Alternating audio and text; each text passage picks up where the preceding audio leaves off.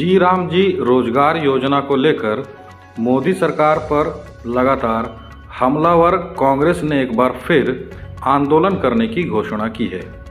शनिवार को गिरिडीह कांग्रेस के जिला अध्यक्ष सतीश केडिया एवं पूर्व जिला अध्यक्ष धनंजय सिंह ने संयुक्त रूप से प्रेस वार्ता कर कहा कि संसद में बिल पास करा लेने से कांग्रेस चुप बैठने वाली नहीं है।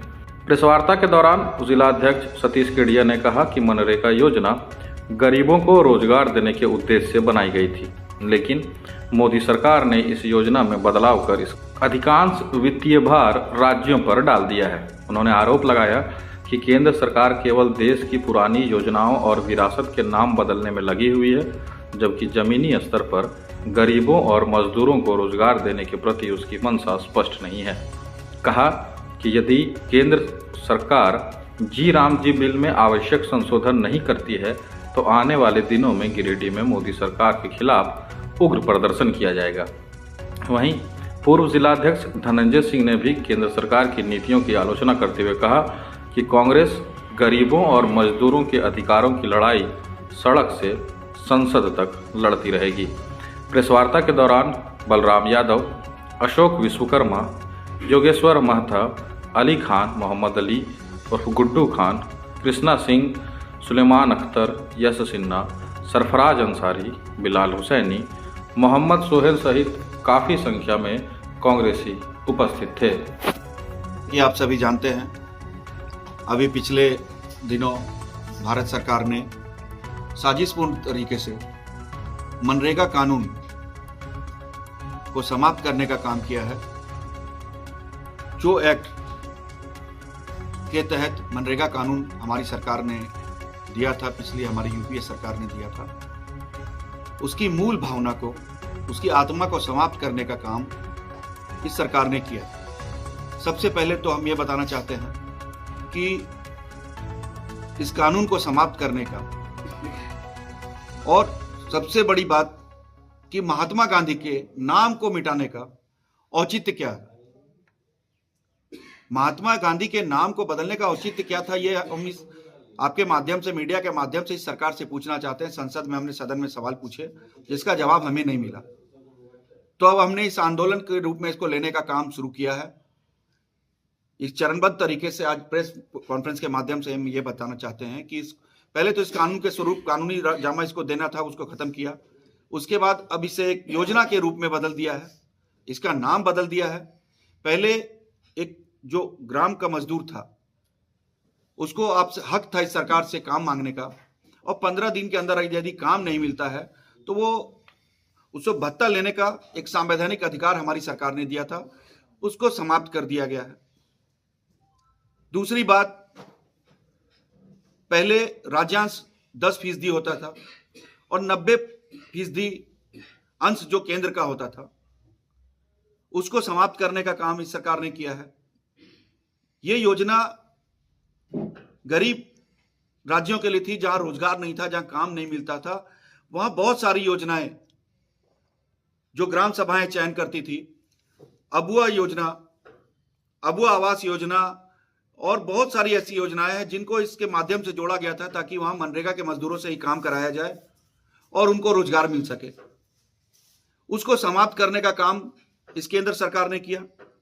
उन गरीब राज्यों पर और बोझ बढ़ाने का काम 40% अंश दे दिया, और जो योजनाओं का चयन हमारी केंद्र सरकार हमारी ग्राम सभाएं करती थी, वो अब योजनाओं का चयन सीधे केंद्र की सरकार करेगी।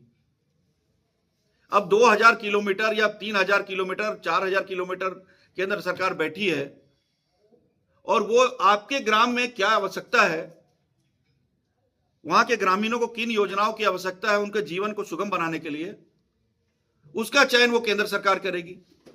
अभी पिछले दिनों, थोड़े दिनों पहले आपने सुना था कि हमारे एक सांसद हुआ करते हैं बगल के जिले के, उन्होंने कहा था कि जहां भाजपा को वोट मिले हैं वहीं हम योजनाओं का चयन करेंगे, वही योजनाएं देंगे।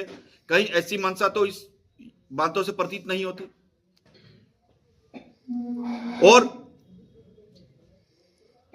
बहुत सारी ऐसी बातें हैं, जैसे साजिशन ये बातें प्रतीत होती हैं कि राज्यों को रोजगार से मुक्त करना ताकि इनके जो मालिक हैं, इस सरकार को जो चला रहे हैं अप्रत्यक्ष रूप से, अडानी और अंबानी जैसे लोग,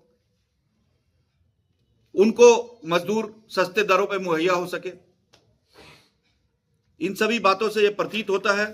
और बहुत से मुद्दे हैं। ग्राम पंचायतों के जो हक हैं, जो हमारी सरकार ने पेशा कानून के माध्यम से अभी देने का काम किया है, सशक्त बनाने का काम किया है, उसको इस योजना के माध्यम से ग्राम पंचायतों के अधिकारों को कमजोर करने की साजिश केंद्र सरकार द्वारा की जा रही है।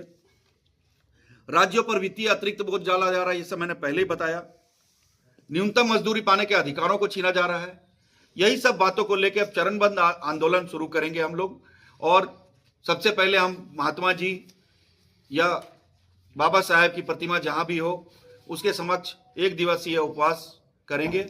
उसके बाद चरणबद्ध तरीके से पूरे भारतवर्ष में इस योजना को बचाने के लिए, जिसको इस संघर्ष को, इस आंदोलन को हमने मनरेगा बचाओ संग्राम का नाम दिया है।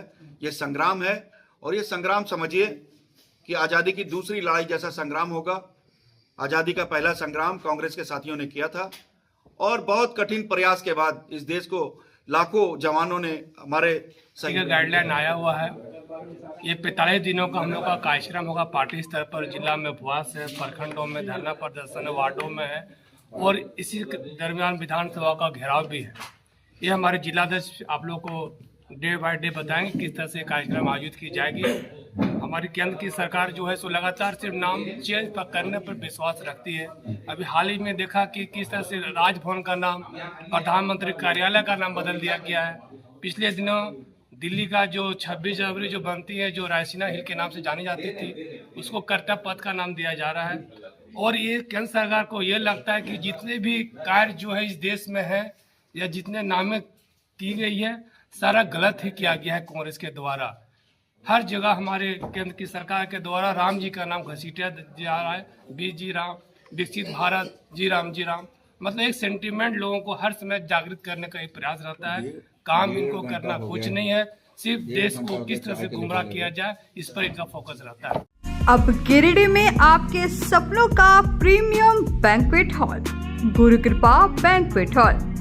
हम लेकर आए हैं शानदार और आधुनिक सुविधाओं से लैस आयोजन प्लेस, जहां 4800 स्क्वायर फीट का फुल्ली एसी हॉल, आकर्षक कमरे, अटैच बाथरूम के साथ 6000 स्क्वायर फीट का ओपन ग्राउंड और 3000 स्क्वायर फीट का एक्स्ट्रा हॉल।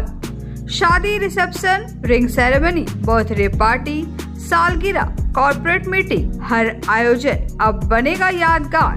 बुकिंग जारी है, जल्दी कराएं अपनी तारीख फाइनल। पता गुरु कृपा कॉम्प्लेक्स, DAV पब्लिक स्कूल के पास, ब्लॉक रोड, सिरसिया, गिरिडीह। गुरु कृपा बैंक्वेट हॉल, जहां हर खुशी बने खास।